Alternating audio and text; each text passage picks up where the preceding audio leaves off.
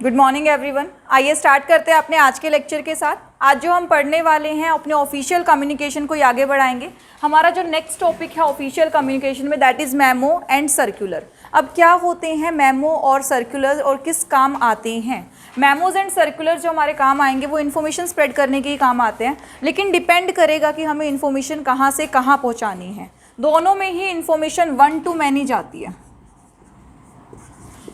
One two many का मतलब क्या है? एक बंदा बोलता है और बहुत सारे लोगों तक इन्फॉर्मेशन जाती है। अब दोनों में ही वन टू मैनी है तो दोनों का नाम अलग अलग क्यों है, दोनों के यूजेस क्या हैं? जो आपका मेमो है, मेमो को आप काइंड ऑफ बोल सकते हो कि इंट्रा है ये, लेकिन जो आपका सर्कुलर है वो है आपका इंटर। क्या इंट्रा और इंटर के अंदर डिफरेंस पता है? क्या डिफरेंस होता है? इंट्रा मतलब होता है आपका विद इन, यानी कि अपनी ही बाउंड्रीज के अंदर रहकर जब आप काम करते हो तो वो होता है आपका इंट्रा। ठीक है। सर्कुलर होता है आपका beyond boundaries, outside the boundaries. Generally जब गवर्नमेंट आप लोगों से बात करती है तो वो आपको मेमो नहीं भेजती, वो आपको सर्कुलर भेजती है। एक्स्ट्रा कोई इन्फॉर्मेशन बतानी होती है, आपको बहुत ज़्यादा एम्प्लॉयर से या बहुत ज़्यादा एम्प्लॉइज से बात करनी होती है तो आप क्या भेजते हो? सर्कुलर भेजते हो।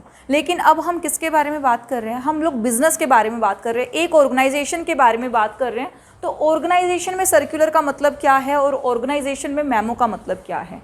यहाँ पर जो मेमो होगा वो आपका जनरली बनता है इंटर डिपार्टमेंटल,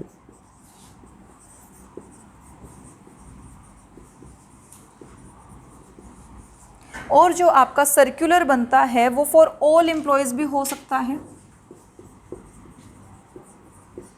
या फिर for a group of person larger than the memos, यानी कि जो मेमोज में यूज़ होंगे नंबर ऑफ पर्सन, उससे लार्जर पर्सन से अगर आप बात कर रहे हो सर्कुलर। फॉर एग्जांपल आपको हर एक डिपार्टमेंट के एम्प्लॉयज़ से बात करना है तो किस में जाओगे? मेमोज में या सर्कुलर में?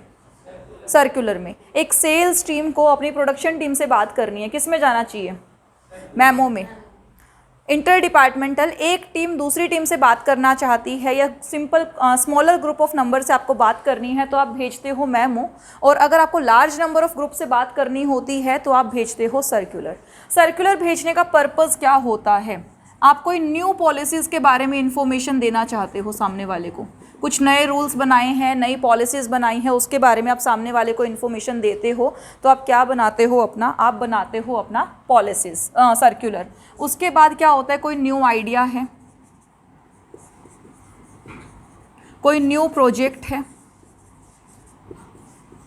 कोई न्यू थीम है, कोई नई वर्किंग यूनिट कर रहे हैं, यानी कि something which is new has to be communicated. हम कहाँ कम्युनिकेट करेंगे? सर्कुलर में। ऑन द अदर हैंड जब हम मेमो में बात करते हैं उसके अंदर वर्क होता है आपका जनरली रिमाइंड करवाने वाला। हमें किसी को कुछ रिमाइंड करवाना है, किसी को इंस्ट्रक्शन देनी है, एग्जिस्टिंग पॉलिसीज़ के बारे में ही सबको दोबारा से बताना है, तो जनरली हम वहाँ पर यूज़ क्या करते हैं? मेमोज़ का। तो इसके अंदर आप लिख सकते हो to remind, to highlight, to inform, to instruct या फिर टू कीप रिकॉर्ड। जो एक्चुअल में सबको पता है उसको थोड़ा सा ऑफिशियली उसको बताना है तो आप क्या भेज सकते हो? मेमो भेज सकते हो। रिक्वेस्ट करना है किसी डिपार्टमेंट से तो आप उसको मेमो भेज सकते हो, उसको आप सर्कुलर नहीं भेज सकते। ठीक है। ये सारे काम आपके होते हैं मेमो और सर्कुलर के साथ। अब इतने सारे काम जिससे होते हैं, क्या वो डॉक्यूमेंट हमें बनाना आना चाहिए? रब कर दूँ इसे? ठीक है जी। तो पहले हम जो फॉर्मेट कर रहे हैं वो है आपका सर्कुलर का।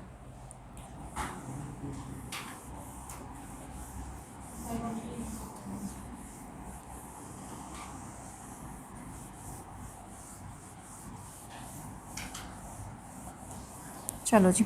अब सर्कुलर के फॉर्मेट में ना कोई ज़्यादा लंबी चौड़ी बात नहीं होती। आपको सबसे पहले लिखना होता है कि सर्कुलर का टाइटल क्या है। टाइटल बोले तो इसकी हेडिंग क्या है। ठीक है। उसके बाद हर एक सर्कुलर का ना एक पर्टिकुलर नंबर होता है, उसे हम बोलते हैं सर्कुलर नंबर। इसे आप रेफरेंस नंबर भी बोल सकते हो। कोई यूनिक नंबर होता है और एक नंबर पे सिर्फ आपका एक सर्कुलर ही यूज़ होता है। जैसे आपको क्लास में रोल नंबर दिए जाते हैं, यूनिवर्सिटी से आपको रोल नंबर मिलते हैं, तो एक रोल नंबर के ऊपर एक ही बच्चा होता है। सिमिलरली हम लोग इतने सारे सर्कुलर निकालते हैं, इतनी सारी कम्युनिकेशन निकालते हैं कि हम ही लोग भूल जाते हैं कि कौन सी कम्युनिकेशन कैसे थी। तो हम लोग उस चीज़ के लिए क्या निकालते हैं? उस चीज़ के लिए हम लोग निकालते हैं हमारे पास सर्कुलर नंबर। ठीक है जी। सर्कुलर नंबर हो गया। क्या कुछ तारीख होनी चाहिए? किस डेट पे हमने ये सर्कुलर निकाला है? बिल्कुल होनी चाहिए। मान लीजिए टाइटल क्या था आपका? टाइटल है आपका कि आप लोगों ने टाइम को चेंज किया है, एम्प्लॉयज़ के टाइम को। Now the new time will B 9 to 5। इस तरह से आपने बोला, मैंने बोला कि मैंने सीए फाउंडेशन की क्लास का टाइम चेंज किया है for the morning batch and the new time will B 9 to 5। Suppose मैंने ऐसा सर्कुलर निकाला, तो यहाँ पर टाइटल क्या डालना चाहिए मुझे? चेंज ऑफ टाइमिंग, या फिर new timing for CA foundation, या फिर वर्किंग आवर्स, या फिर class timing, change in class timings, new class timings. इस तरह का कोई टाइटल बनेगा तो उस तरह के टाइटल को यहाँ पर लिखा जाएगा। सर्कुलर नंबर किस चीज़ के लिए निकाला है? एक स्पेसिफिक नंबर होता है, कोई भी यूनिट अपना डिवाइड कर सकता है, कोई भी यूनिट आपको बांट सकता है। उसके बाद यहाँ पर आती है आपकी कंप्लीट बॉडी, यानी कि पूरा का पूरा इसके अंदर मैटर आएगा। इसके अंदर बकवास बातें नहीं लिखी जाती, सिर्फ काम की बातें लिखी जाती है जो आपकी काम की होती है। आपको इसके अंदर पूरा फ्रेमिंग बकवास से स्टार्ट करना ज़रूरी नहीं है, सीधा स्ट्रिक्ट डायरेक्ट इन्फॉर्मेशन दो, क्योंकि एक सुपीरियर अपने सबॉर्डिनेट्स को ये इन्फॉर्मेशन दे रहे हैं, तो वो ज़्यादा उसमें कुछ बकवास नहीं लिखता, ज़्यादा कोई पोलाइटनेस नहीं, वो सिर्फ एक अथॉरिटेटिव वे से सामने वाले को बोलता है कि मैं तुम्हें इन्फॉर्म कर रहा हूँ, कल से ये टाइमिंग होगी, ये शेड्यूल रहेगा कल तुम्हें, और तुम लोगों को ऐसा काम करना है। लाइक अंकुर सर जो तुम्हें रात को मैसेज भेजते हैं, ऑल्दो वो व्हाट्सएप होता है, उसमें फॉर्मेट ये नहीं होता, क्या उसकी फीलिंग यही होती है?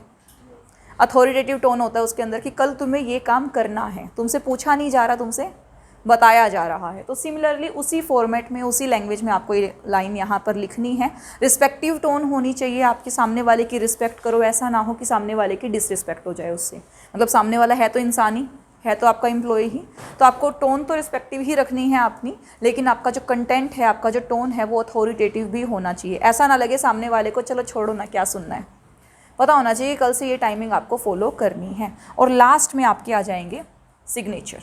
सिग्नेचर के लिए आपको बंदे का नाम लिखना है, बंदे की डेजिग्नेशन, और उसके ऊपर सीधा जाकर आपको साइन कर देना है कि ये काम आपको करना ज़रूरी है, और इसके बाद आपका सर्कुलर ख़त्म हो जाएगा। लाइक मैंने आपको फर्स्ट अभी क्या बोला है, किस चीज़ के लिए आपको सर्कुलर लिखना है? टाइमिंग चेंज हो रही है, ठीक है जी। सो यहाँ पर आप क्या लिख सकते हो? This is to inform you about the new working hours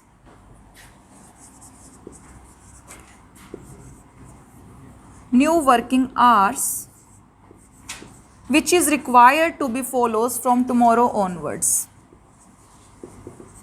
which is required to be followed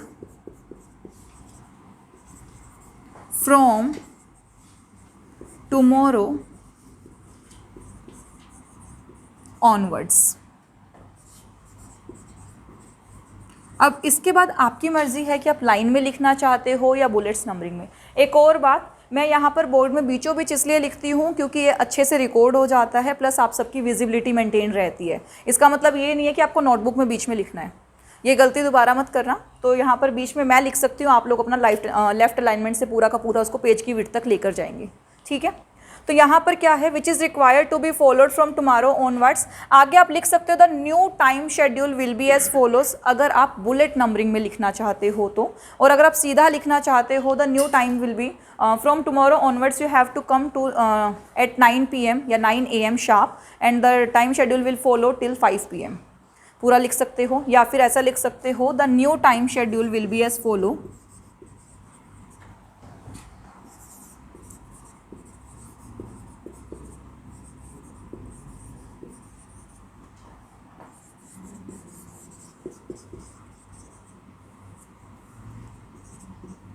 उसके बाद फर्स्ट पॉइंट पे लिख सकते हो the working hours will be from 9 to 5। उसके बीच में अगर आपने और कोई टाइम शेड्यूल चेंज किया है, आपको लंच टाइम शेड्यूल चेंज किया है, तो यहाँ लिख सकते हो the new lunch timing will be from 1 to 1:30, 10:30 to 11, 11:30 to 12, any time you can keep here. और उसके अलावा आप क्या दे सकते हो, आप बता सकते हो कि अगर मैंने टाइम को बढ़ाया है या घटाया है तो क्या आपको एक्स्ट्रा वर्किंग डेज भी आना पड़ेगा। फॉर एग्जांपल मैं आपको बोलती हूँ कि अब आपका टाइम जो है 9 to 5 हो जाएगा, बट बदले में आपको सैटरडे संडे ऑफ दिया जाएगा, तो यहाँ लिखोगे आप कि Saturday Sunday will be of, यानी कि new working hours will B 5 days working. तो इस तरह की आप इन्फॉर्मेशन पूरी दे सकते हो। आपको जब क्वेश्चन पेपर में आएगा तो आपको सिर्फ एक पॉइंट दिया होगा, उसके लिए आपको 4-5 लाइनें बनाने के लिए कुछ अपने आप से जोड़ना होगा। जैसे मैंने आपको सिर्फ एक चीज़ बताई थी कि आपका टाइम शेड्यूल चेंज हो रहा है, अब आपको 9 से 5 आना है, तो इससे मिलता जुलता जो भी हो सकता है आप सोच कर लिख सकते हो उसके अंदर। ज़रूरी नहीं सिर्फ 9 से 5 की टाइमिंग लिख के आ जाओ। पूरा का पूरा कम से कम आप एक पेज का 1.5 पेज पे मत जाना, 1 पेज तक का भरोगे तब जाके आपको 5 नंबर मिलेंगे। और एग्जाम पॉइंट ऑफ व्यू से इंपॉर्टेंट है, सर्कुलर या मेमो में से अधिकतर एक आ जाता है, ठीक है। और नीचे इसके अंदर आपके लास्ट में जाकर साइन हो जाएंगे। क्लियर है ये format? The new schedule will be as follows, और उसके बाद है timing, the working hours will be, बिना पॉइंट्स के लिखना है।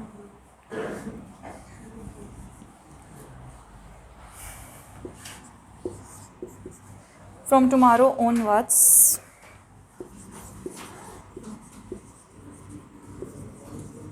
the new working hours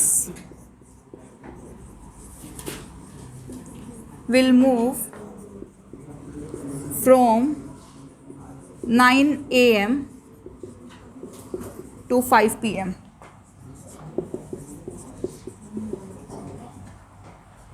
ऐसे लिख सकते हो आप, the new working hours will move from 9 to 5 PM।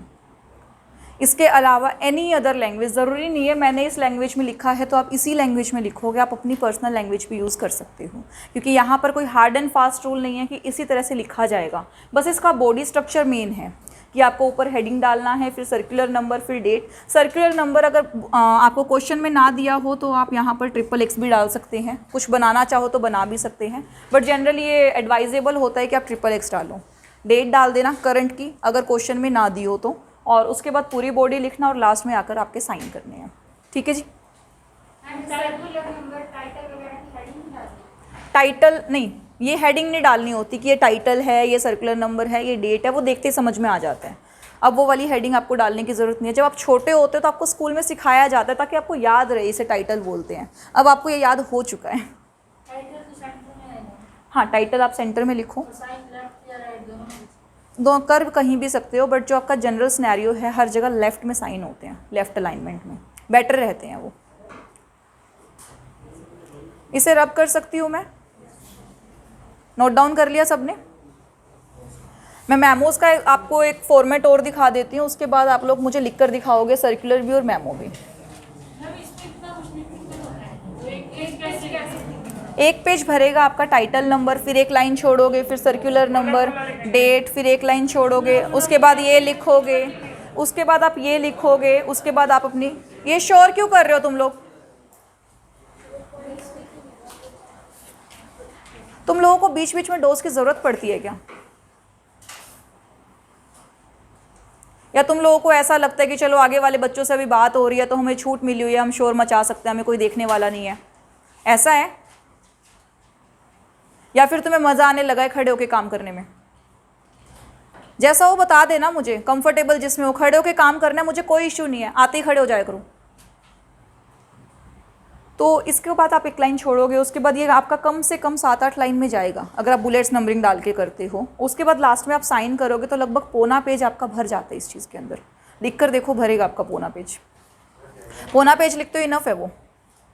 इसके अंदर आपको बहुत ज़्यादा लाइनें लिखने की ज़रूरत नहीं है, बट एग्जैक्ट लाइन लिखने की ज़रूरत होती है। मतलब आपका जो कम्युनिकेशन है वो पूरा फ्लो होना चाहिए उसके अंदर, ठीक है।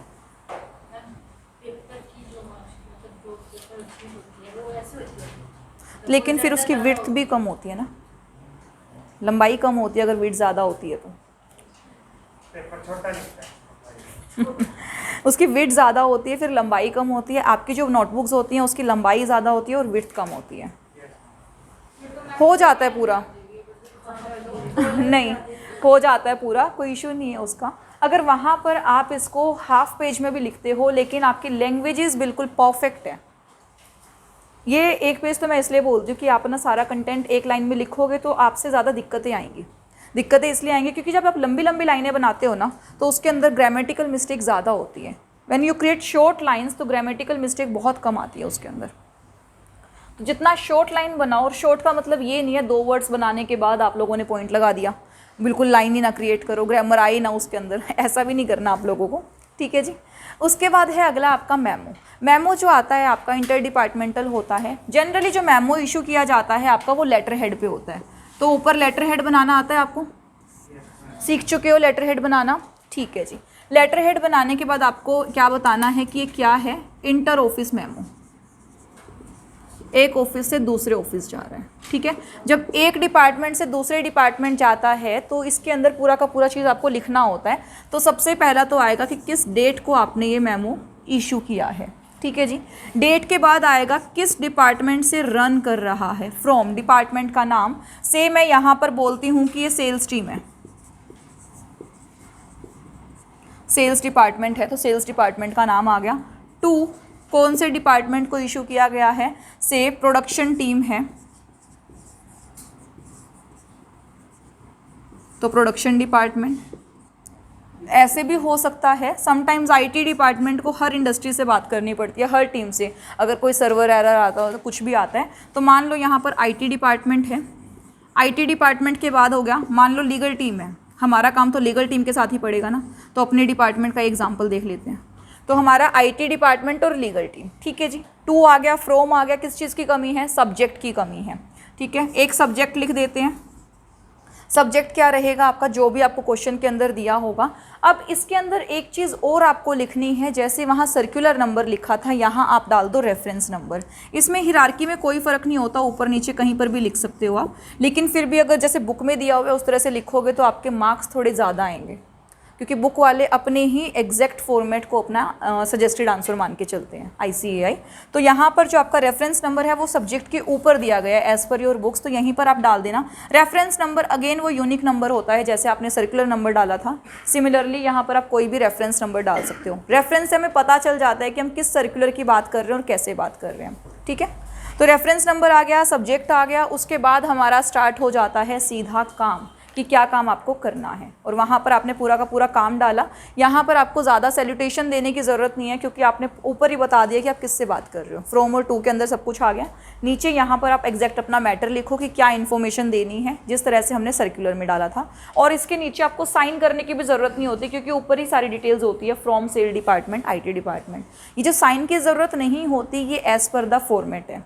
लेकिन जब आप इन एक्चुअल जाकर कभी काम करोगे, ऑफिस में देखोगे तो यहाँ साइन होते हैं, एक इन्फॉर्मेशन जाती है दूसरी इन्फॉर्मेशन तक, तो उनके हेड जो हैं वो साइन करते हैं। यहाँ ऑल्दो नीचे फॉर्मेट में नहीं बना होता, वो खाली प्लेन पेपर के ऊपर ही साइन करते हैं without any format of signing, ठीक है। इन जनरल होते हैं साइन, लेकिन as per the format sign नहीं होते। तो मैं बुकिश भी बता रही हूँ और तुम्हें जनरल भी बता रही हूँ, ठीक है। अब यहाँ पर आप लिखोगे IT डिपार्टमेंट ने लीगल डिपार्टमेंट को नोटिस दिया कि कल आपके डिपार्टमेंट में प्रिंटर जो है वो रिप्लेस होगा एट 4 PM। क्या होगा, प्रिंटर रिप्लेस होगा एट 4 PM। तो अपने जितने भी काम है 4 बजे से पहले निपटा लेना। बाद में कोई एक्सक्यूज़ नहीं सुना जाएगा कि हमारा प्रिंटर काम नहीं कर रहा था, हमारे यहाँ पे एक्सचेंजिंग वर्क चल रहा था, रिप्लेसमेंट हो रही थी, इसलिए प्रिंट आउट नहीं निकल पाए, इसलिए मैं आपकी एप्लीकेशन साइन नहीं करवा पाया। कोई एक्सक्यूज़ उसके बाद नहीं सुना जाएगा। तो अपना काम अकॉर्डिंगली आप प्लान कर ले बाय 4 PM टुमारो, ठीक है। ये इन्फॉर्मेशन आपको लिखनी है यहाँ पर नीचे मैटर के अंदर। सब्जेक्ट आप कुछ भी लिख सकते हो, replacement of printer, printer updation, जो आपका मन करे, ठीक है जी। और साइन करने की आपको कोई ज़रूरत नहीं है, इसी फॉर्मेट में लिखो। डेट आप आज की डाल देना, डेट वो वाली डेट आती है जिस दिन आपने ये सर्कुलर या मेमो लिखा है, ठीक है। इसी के साथ आपके दोनों फॉर्मेट कंप्लीट हो गए हैं और आपका ये चैप्टर बिजनेस कम्युनिकेशन का या बिजनेस कोरेस्पोंडेंस का आपका चैप्टर कंप्लीट, ठीक है। लेटर्स लिखे थे कल घर जाके, कोई ना कोई लेटर लिख के देखा है, कोई दिक्कत नहीं, आज लिख के देख लेना। और इसको अभी लिख कर दिखाओ मुझे, मेमो को। और ऑनलाइन वाले बच्चे मुझे लिख कर आप व्हाट्सएप कर दीजिए, ठीक है। Thank you.